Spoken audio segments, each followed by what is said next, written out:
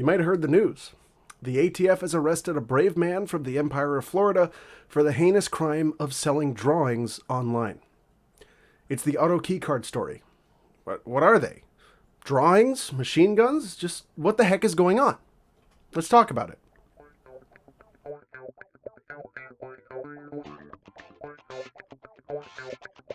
While the host of Fuddbusters is a lawyer, he is not your lawyer. If you pay him, maybe, either way you slice it, the video that you are about to watch is not to be construed as legal advice.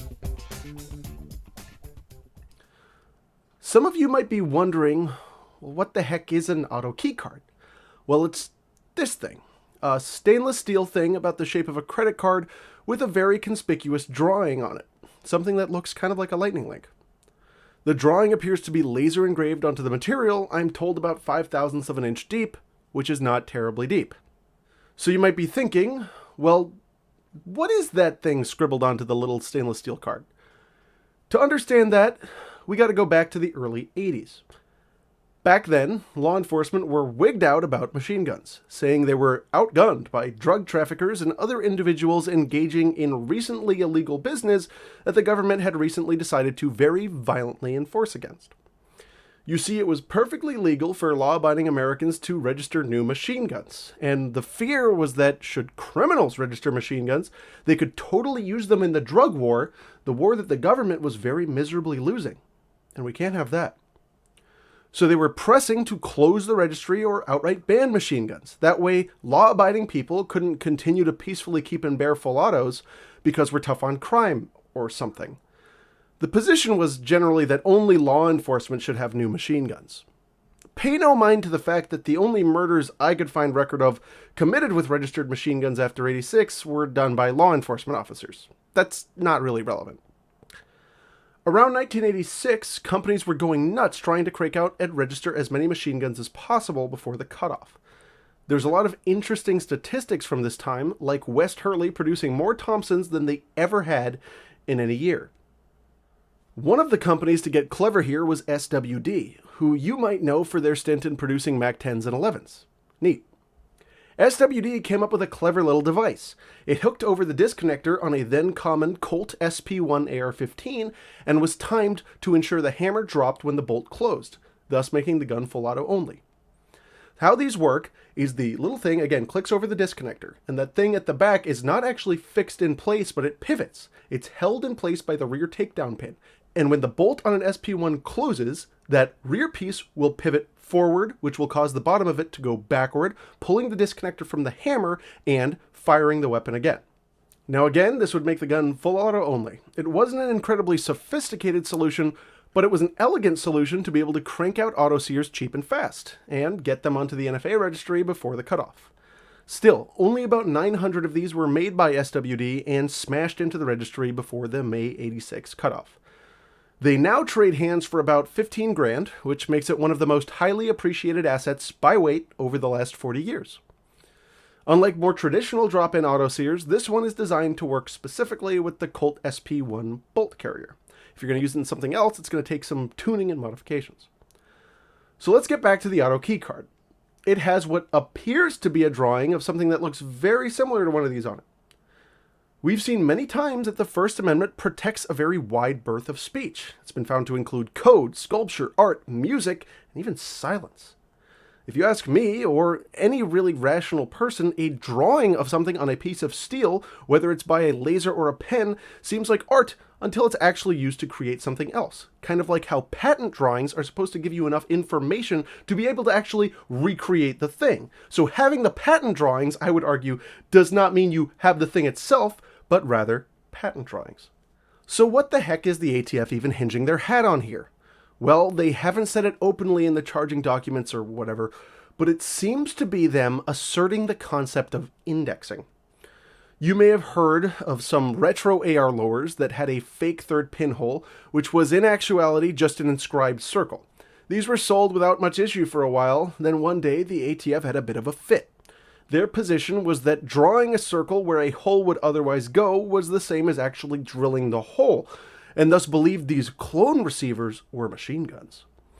They had some manufacturers turn in these receivers, while others that were doing the same thing never got bothered about it. But like with many ATF actions, the government got to flex and the industry didn't want to mess with it, so the fake holes vanished. If you're interested in this, I recommend this interview that was done with Dan O'Kelly. It's very good. I'll post a link to it. ATF asserted this nonsense about unfinished AK flats too. In the Kansas case of US v. Prince, ATF took the position that an unfinished AK flat, which had some lines and shapes engraved onto it, constituted a complete receiver. Bear in mind, AK flats are, like they sound, flat pieces of steel.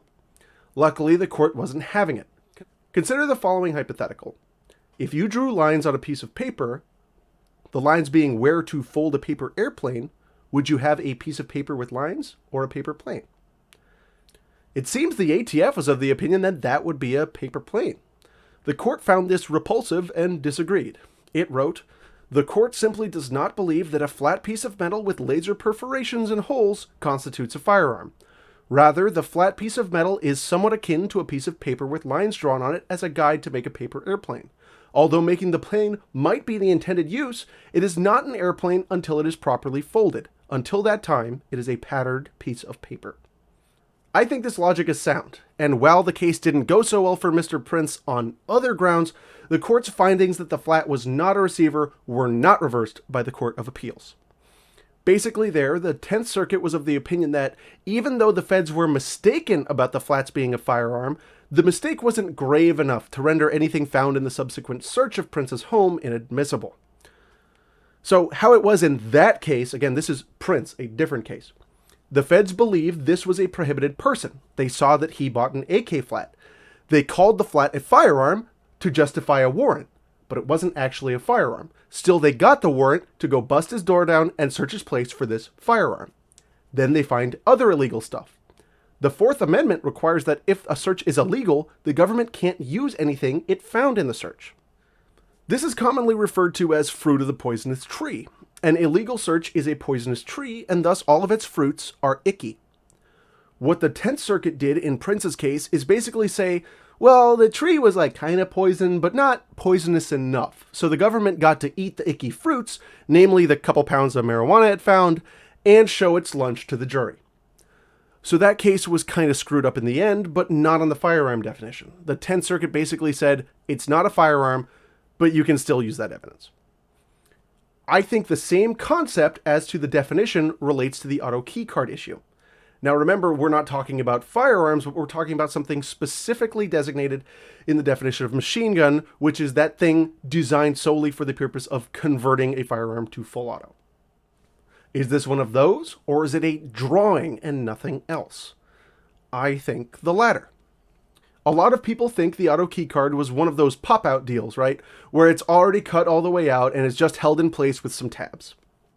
As I understand it, these cards were only engraved about 5/1000ths of an inch. For reference, a human hair is about 2/1000ths thick. I think it's clear today that this is art. Art may take many forms, and many don't appeal to all. Warhols have their critics and devotees, as does hentai. But we can all agree that they're art, whether we like them or not. It's the very fact that the First Amendment protects art, whether we like it or not, that makes it valuable. A right to only polite expression is really no right at all. That's why I think this case is so important. I volunteered my help to the individual charged, so we'll see what happens there. Either way, there's a fundraiser organized for him, and I'll link it in the description. I have nothing to do with the fundraiser, but there it is. So that's all I've got on this subject. If I missed anything, let me know in the comments and I'll try to make a follow-up. I also just want to say I really appreciate you guys watching and subscribing. It makes a huge difference. And if you want to show more support than that, I started up a Patreon and Subscribestar. I've added benefits like a patron-only podcast, a Discord, and surely more to come. This kind of support will help enable me to make more content more regularly, something I'd really love to be able to do. There's also a link to the Fuddbusters sticker in the description below. Thank you all so much for watching to the end, and for your support. I'll see you next time, or if you become a patron or Subscribestar, I'll see you on the Discord. Remember, the anti-side has been working long and hard passing laws, trying to make more. Anything more than minimum compliance is self-regulation. Y'all take care.